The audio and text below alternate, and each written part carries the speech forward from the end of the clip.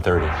Well, with 3 weeks left to start the Philly pool season, just 3 weeks, the city is still looking for lifeguards. And so they've come to a point where they are even going to senior citizen centers trying to recruit. The city of Philadelphia, they want to get 60 people to sign up to get started on lifeguard certification by this Friday to be able to open 65 of their 70-plus pools on time this summer. And so we want to talk to someone who answered the call. Yes. 70-year-old Robin Borlandoe, a lifelong Philly resident. You stepped up to help fill the lifeguard gap.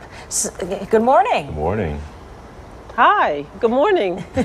Well, we thank you for doing this. What made you decide, you know what, I'm going to go and I'm going to help them out so we can keep these pools open? I was interested in it last year, but I just wasn't trained enough. So when I finally made the decision this year to do it and trained, it was just the call of what's going on in the city. We're in a bad spot, and I just wanted to do something. And as I think about it, it wasn't only to help the kids, it was to help me too. After working for so long, and then we got laid off, and then the pandemic, I just needed to do something. So I thought back to come out of my comfort zone and go into this lifeguard, and it's been a journey. And Robin, what did you do before? You were in healthcare? Healthcare at Drexel University College of Medicine. I was a office manager in the division of cardiology, which was part of Hahnemann. Then Hahnemann closed down. Yeah. Have you ever done anything like this, lifeguard?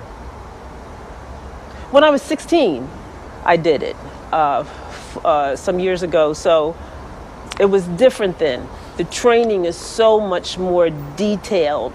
They promote professionalism and teach how to save somebody in different ways.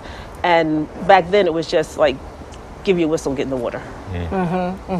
What has it been like then, since you've done it before? And I know you mentioned it's more detailed now, but how does it feel to get back in the water and to be doing this? I love the water, always have. And when I started to train, I could only do 3 laps, and I had to stop about six times. So for me to be able to do the laps and then go down and get that brick, that's why I say it meant a lot to me, because I challenged myself to go down there and get the brick.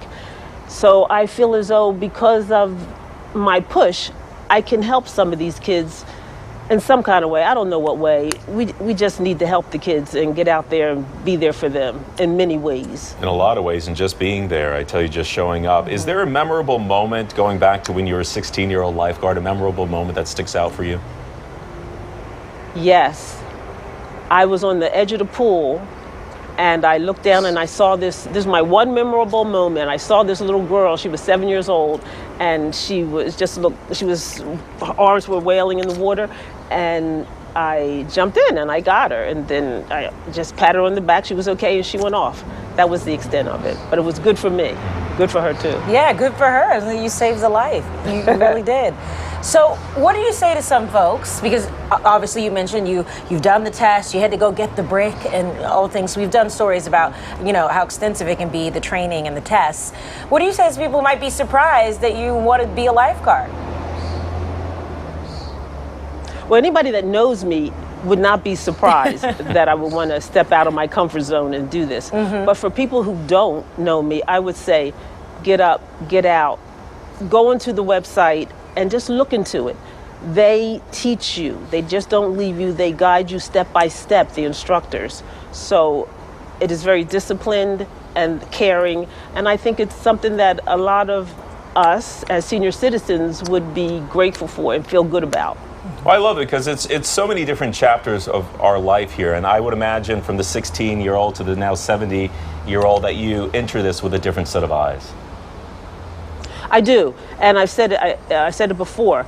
I'm a mother and a grandmother, so I can detect more things. I think anybody who's been a mother and a grandmother can look at a child and say, oh, they're in distress, they're not happy, something's going on. Reach out, comfort, hug, smile.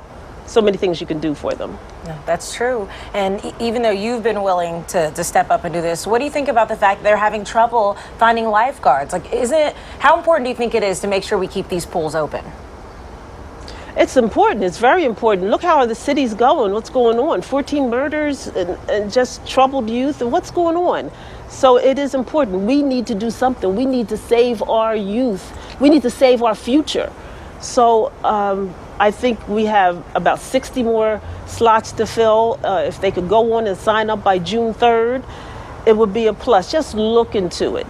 If you can stroke, if you can even swim a little bit, like I said, they'll teach you. But we need to do something. And just talking about it is not going to help. We need to do. Yeah, as you said, you got to show up. Well, Robin, we appreciate you. Did you get your whistle yet? Look, I had that whistle last week. I didn't get it, but that's a shrill whistle. I don't know. I may have to put something in it to tone it down. Okay. Well, So what rec center will you be stationed? Where will you be? Mill Creek. Mill Creek. Okay. Well, Yes. thank you for doing this, and we will see you out there. Hopefully it's going to be a good summer. Thanks, guys. We'll work on that whistle. I hope Get so. you like a gold-plated whistle for you. Yes. Robin, And thank we you. Hey, hope, cool. I'm going to hold you to that. All right. and we certainly hope that you've Okay. inspired other people to sign up so we can do this for all of our pools. Absolutely. Thank you. Thank you, Robin. Thank you so much for the opportunity. She was great. I love it. 70 plus. Yeah. Keep going. Listen,